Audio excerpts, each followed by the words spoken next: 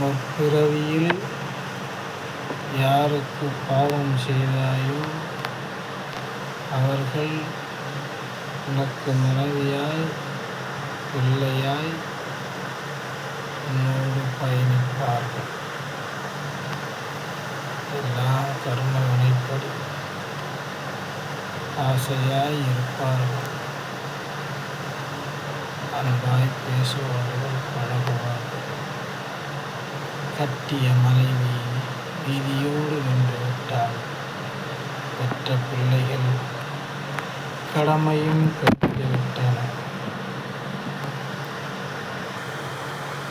பள்ளிக்கூடம் யாரும் எங்ககிட்ட வர்றதில்லை.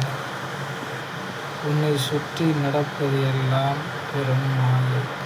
நீ சேர்த்து வைக்கும் செல்வங்கள், ஆடம்பரம் எல்லாம் பொய்யாய் போனது. கண்ட காட்சிகள் அத்தனையும் பாழாய்